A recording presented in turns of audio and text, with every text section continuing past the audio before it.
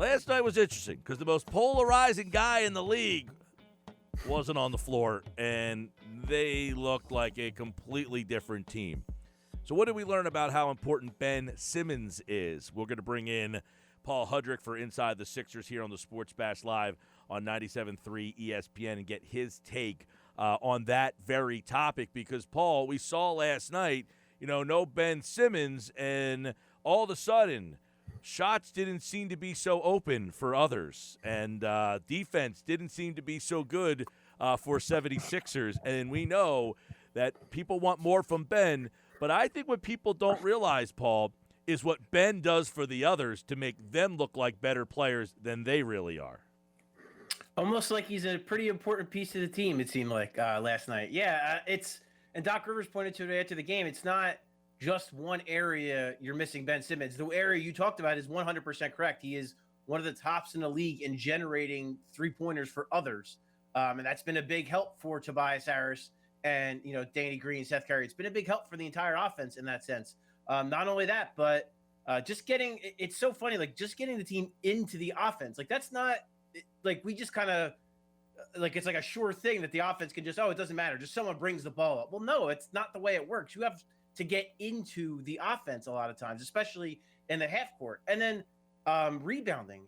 Enes Kanter killed them on the boards last night, and I'm sure Embiid's knee probably didn't help things that he got beat up a little bit on the boards. But if you have another 6'10" athlete out there who averages, 8 rebounds a game, you're missing that. So that's another thing, another factor. And then just flat-out defense. They really killed them from the outside.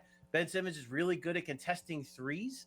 It's all of these things that I think go kind of unnoticed on a normal night. And it's funny because we talk so much about how bad the Sixers are without Joel Embiid, and like you just talked about, well, now Joel Embiid was out there and Ben Simmons wasn't, and it was also terrible. They built this team around both of these guys, so when one of them doesn't play, bad things are going to happen. They should have still won that game. The Blazers were very shorthanded as well. But, I think it just goes to show that the value of both of these guys is exponential. Yeah, and I the one thing, look, they lost the game, and I'm not as crazed about the fact that they lost the game, but I think it showed the importance of Ben, and this goes back to, does he need to score 15, 17, 19? He makes the other guys better, and the looks just weren't there. I feel like when people watch Ben and he dribbles deep down in the paint and he kind of just stands there, they get frustrated. But to me, that's what makes him what he is. He's so patient, just waiting for that split second that you're going to give the guy in the corner enough space, and then whip, he gets it out to that corner, and that guy has ample room to shoot the shot that he wants. And I don't think people appreciate that about Ben. He finds the guys. Shake Milton can come into the game and score some points, but when he dribble drives, his kick out is too quick, and then the defender can close, and you don't get the same look. And all night last night, it was they're not getting the same look. They're not getting the same look. So if Ben doesn't score, it's because Curry is. But Curry's not scoring if Ben ain't getting him the ball with that open look. Yeah, 100%. It's funny. There was a perfect example of this in the Charlotte game where a lot of people, he had Ben was in the corner and Danny Green dished it out to him. He had a wide open corner three. He didn't take it. He dribbled in. But then what happened was Danny Green went back out to the corner and he took a three and made it. I think one thing about Ben Simmons, and don't get me wrong, sometimes it's to his detriment that I think sometimes he's always looking for the best shot in the offense. And I think sometimes he does that to his own detriment, where maybe the best shot is him taking a shot. I think that's a fair thing to criticize him for, but I think it all stems from him always wanting to get the best result in the offense. And that was a perfect example of it. He could have taken a wide open three, but what's a better shot? Him taking a wide open corner three or him getting Danny Green a wide open three? Clearly the better shot is getting Danny Green a wide open three. So I think that's a big part of it. You speak to his patience. I think that's a part of it too. And ever since, and Doc Rivers talked about it a couple games ago where they've really simplified the game for him, because I think he is so smart and he has such great vision. Sometimes I think he overthinks it, overcomplicates it, where it's get to the rim, see the corners. And I think that has unlocked a different element of his game. And I think that's why the turnovers have been down a little bit. But I think overall, that's what he brings to this team on both sides of the basketball. I mean, there's a reason why this guy is a 2-time All-Star. I understand the frustrations and all that, but this guy is an extremely valuable part of this team. And as much as, they should have won that game last night, his absence was 100% felt. Yeah, the loss doesn't mean much to me. I think it's a second half of a back-to-back. It is what it is, one of those regular season games. But, look, I'm fully aware of what Ben does so well. I guess where I have the problem with the reaction last night of people trying to prove how important Ben Simmons is isn't that obvious that was kind of going to be, like, when Seth Curry is your point guard and Furkan Korkmaz is out there with him starting, I guess I felt personally that obviously it was going to look awful. Like, obviously it was going to look like they weren't going to be able to get wide open looks because look at the personnel out there on the floor. So I guess for me, maybe I'm just frustrated with how many people were trying to, like, prove how important Ben is when it was sort of almost inevitable that it would look bad. Does that make sense? Kind of. I mean, I'm with you in the sense that Doc had been starting Maxey whenever a starter was out, and I thought that was the path he would take again. And again, we talk about a guy who can just get you into your offense. And Doc just praised Maxey for that in the Pacers game. He said that one of the things he did better than Shake Milton was he handled the full court pressure that TJ McConnell and Aaron Holiday were providing. He beat it with speed, and he got the team into the offense. And I think that's something you can't understate, and especially with the way Seth Curry, I mean, clearly he is still struggling health-wise. They didn't have much on it after the game other than to say that he told them he didn't feel well, and they told him, okay, you're done. And Doc has said he has looked tired. So clearly still feeling some of the lasting effects from his from dealing with COVID-19. But yeah, bros, I mean, I would say, listen, they still against that Blazers lineup, even with Seth Curry starting at point guard and Furkan Korkmaz starting at the 2, yes, you 100% still should have beaten that team. And I think there's a case to be made for both sides of that. I think 100% you could see the value that Simmons provides. It was obvious all over the floor, but at the same time, it's a team they should beat. I would say that I agree with you that Maxey maybe in the starting lineup over Korkmaz would have made more sense. Would that have been enough? Would they have won the game? I don't know. I mean, they were tied at halftime, so it wasn't like, I don't know. It's just the game kind of seemed to get out of hand with them. In the third quarter, Doc said it, and I tend to agree that they clearly weren't in the game in the first half. They looked a little slow. They looked a little fatigued. And I think the Blazers kind of smelled blood. And at halftime, they said, okay, let's just jump on these guys. And they did just that. So, I mean, that's the overall assessment. I think you guys are both right in that you can't look too far into it. It's a bad game, back to back. They might have been looking ahead to Brooklyn. So, that's where my concern is I see what he's saying, and he's right. Like, of course, they're not going to be as good without Ben. That's obvious. The concern I have is when people want to trade Ben, what you get back in return better be able to make the guys around them look as good as Ben does. Because let's be honest, Danny Green's an average player that looks good because he's getting these looks. Seth Curry is an average to good player who looks good to great. Why? Because Ben gives him the looks. You put another guy in there who might be a pretty productive player, but does that mean Curry and Green and Harris aren't as good as they are with Ben? That's my worry, is you might get Ben out of here and bring another guy in, but is that guy going to make those other guys look as good as Ben makes? And quite frankly, look, I'm not saying he's doing what helping Embiid out to make him an MVP. There's a lot what Ben does that makes Embiid look the way that he does. No, 100%. And that's why, to me, like a name that gets floated around a lot is Zach LaVine. And listen, would I take Zach LaVine on the Sixers? Yes, I would, because he can shoot and dribble a basketball, and the Sixers could use that. Would I do it for Ben Simmons? Absolutely not, because of what you just said, Mike. You would lose so much in playmaking for others, right. And then you would lose. Not to cut you off, Paul, the game last night, like I was on the fence with the LaVine type of deal. The game last night makes me say I'm not trading for Zach LaVine because he's not making Curry and Green and Harris better players. Simmons is unselfish enough to make those guys better. LaVine is not. Correct. And that's what, like, so if there was another trade you could work out where maybe you're moving, like, if you could upgrade, from Danny Green to Zach LaVine, obviously with other pieces involved, sure, I would take that. But no, not, I would not, like, literally, probably, like, of all the names we've heard talked about, like, for James Harden, yes, I would have considered it because it's James Harden. He's a historically game-changing offensive basketball player. Bradley Beal, sure. It doesn't appear that the Wizards are very anxious to trade him. Doesn't appear he's anxious to get out of there. But if Ben Simmons is if that's on the table, yeah, I would consider it. But that's why, yeah, when because we've been talking about all these trade scenarios, ongoing because of the James Harden rumors and all that. Unless I am getting a game-changing basketball, just an all-star, superstar player, no, Ben Simmons is untouchable if that's the case. Again, for a Zach LaVine or a secondary piece, no, I'm not doing Ben Simmons for that. But yeah, I just think that's the overriding thing is, if you are going to lose Ben Simmons in a deal, you have to get appropriate value, and that includes his playmaking ability and his defensive prowess, because you're going to suffer if he's somewhere else. I agree completely. Oh, by the way, just real quick before you ask your question, I might reconsider the Harden thing after watching last night, because what I'm seeing with Harden in Brooklyn, they can't stop anybody. You put Harden here, this team last night was horrible defensively. Simmons is the only guy on the ball, and if somebody else is scoring, they'll take him off the ball and put him on that guy. If you put Harden on this team defensively, you got big problems because they can't get stopped. Brooklyn's going to have problems if they can't get stopped. The difference with Brooklyn is they got two other guys that can volume score. The Sixers don't have that.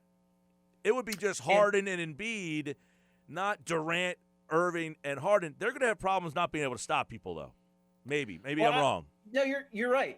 That would be the trade-off, and that's kind of what we were talking about all along. That's the trade-off. You're getting one of the greatest offensive basketball players to ever play, but you're losing a guy who could be the defensive player of the year. So that would have been the trade-off, and I understood both sides of it. I understood people who would have done it in a heartbeat to help Embiid and get him that last piece, as some people viewed Harden as. And I understood the people that said no. Ben Simmons is 24 years old, he's under contract, and he's one of the best defensive players in the league. So I get both angles. What I would say too, and Doc Rivers pointed to this last night, a lot of their issues stemmed from the poor offense in the second half, meaning they couldn't score, and that led to transition opportunities for Portland, it wasn't just one thing or the other. It was both. They couldn't score, and then they couldn't get stops, and that snowballed into that big run for Portland where they just couldn't overcome it. So yeah, I mean that is the trade-off. If Ben Simmons might be the defensive player of the year. So if you give him up for a guy like a really talented scorer like a Bradley Beal, you're losing that. So that's you got to give to get, but you are losing that, and you're not making up for it with anyone on this roster. Yeah, there's no doubt about that. I do want to get your thoughts on Joel Embiid last night, though. What went through your head when you saw the hyperextended right knee, and then him coming back and giving you a 31-point first half?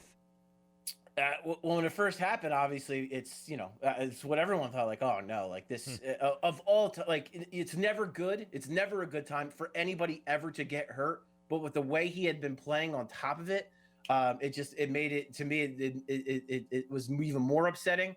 And I was kind of, I was like everyone else. I was holding my breath, come on, just let this guy come out. And then, yeah, the fact that not only does he come back, but that he puts up 30 points in the first half. I mean, he was unstoppable in that first half.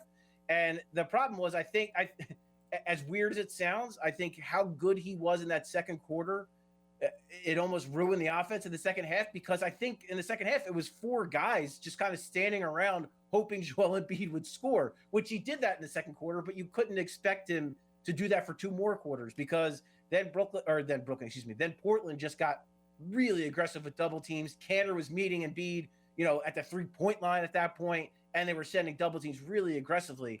So, I mean, for him to not only come back from that knee injury, but then to look so good, it just goes to show how great of a year he's having. And it makes it more disappointing that they couldn't back him up a little bit in that third quarter. And, who knows how many points he would have scored if that had been a close game and they had been in it and he was getting some help.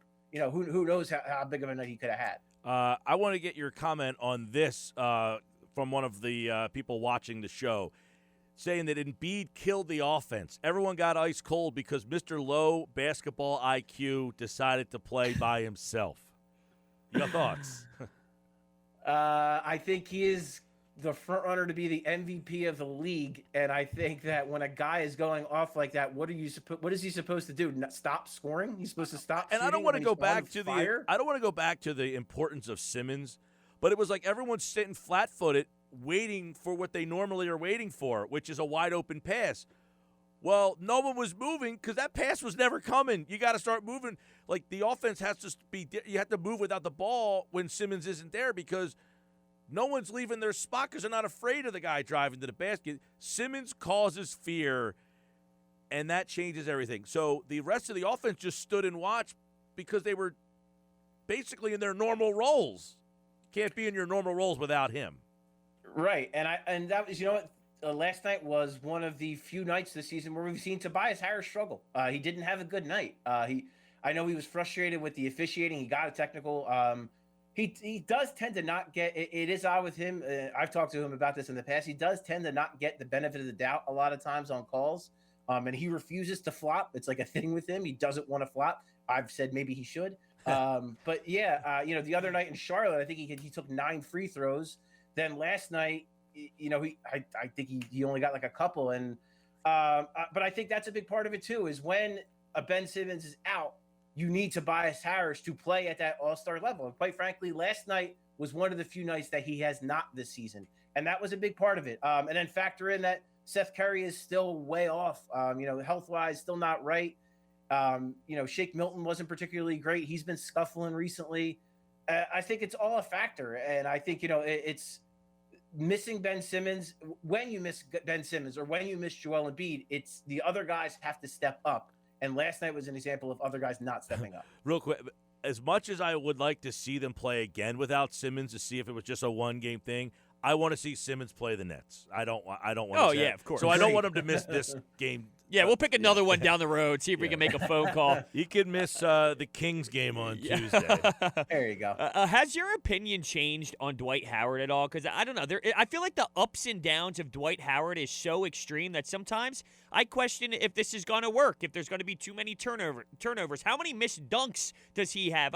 The Dwight Howard thing fascinates me. But what's the alternative? Ben Simmons at the 5? That's a fair point, bros, and I wrote about that recently. That he is very up and down, and the matchups. Sometimes when teams go so like when Charlotte went small, he killed them, and they couldn't do anything against it. But then other teams go small a lot of times, and he really struggles, and they really exploit him in that. And then he walks into the game basically and has a foul as soon as he steps on the court. And it's just all those little things do add up. So yeah, I think one alternative certainly is Ben Simmons more at the 5.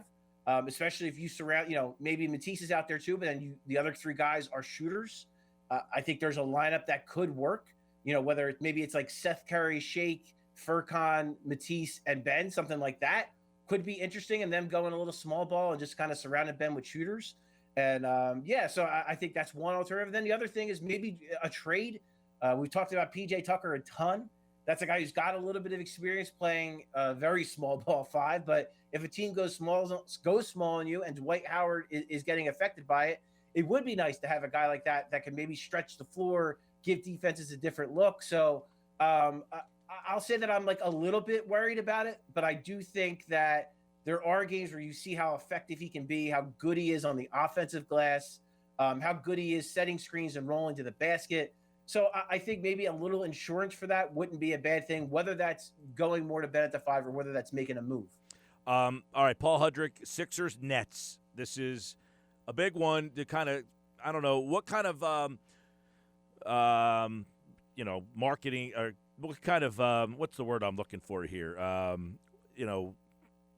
Man, I just completely blanked on this. It's happy hour like Friday. How do you value this game? What kind of barometer are you putting on this game? Go. What kind of value do you place on these 2 teams Saturday night at this stage of the season? I put a good bit. I hesitate to say a lot only because the Nets will be coming off a back-to-back themselves and traveling to Philly, so that is a factor. And KD, I think, has only played in back-to-backs, both sets of a back-to-back once this season. So who knows if he even plays? I would hope that he does because I would like to see, get the whole picture. So I think if both teams are at full strength, If Ben plays, if Seth Curry plays, if KD plays, then that makes it a bigger barometer. But if one or two of those guys are out, it takes a little bit of luster off that matchup. But it's still big because you still might see James Harden and Kyrie Irving in the Sixers, and it will still be interesting to see how the Sixers deal with that. It'll be interesting to see how those two defensively handle Ben Simmons and Seth Curry, and maybe some of the Sixers bench guards, how they handle that defensively. So I do think there's a ton of things we can learn, even if guys are out. If guys are all in, then it's going to be both teams are going to be up for it. Because the Sixers have the best record in the East. A lot of people believe that the Nets are the favorite in the East, especially after they make that Harden trade. So if everybody's healthy, I would imagine both teams are going to almost treat it like a borderline playoff game, almost like you saw with that Lakers matchup last week. So I'm really excited to see how it all turns out. I really hope that everyone's healthy. I think measuring stick was the term I was looking for. But barometer, measuring stick. Yeah, whatever. It's Friday. I'm out of here. All right. Paul Hudrick, the podcast coming in for a landing. What's the new edition coming out? You got a good guest coming up. I do. Today I'm going to be talking to Connor Johnson, who is the head coach of the Delaware Blue Coats. He's down in Florida for the G League season. It's obviously truncated in the bubble. So I'm really excited to talk to him and just kind of get his take on. He's got some intriguing players down there. And a fun fact, I think it was the numbers, 45% of the players that were on rosters to start the season in the NBA were at one time in the G League. So plenty of guys that one day might wind up as 76ers. So it's definitely worth checking out and talking more to Connor about it. Okay, that's the podcast coming in for a landing. At Paul Hudrick is where you can find that. Sixers Nets on 97.3 ESPN. That is a Saturday night, 8 o'clock game. Be there. And if you can't, listen to it right here on 97.3. All right, Paul, have a good weekend, man. You as well, Mike. Take care, guys. And he, like August, appeared via the Boardwalk Honda hotline.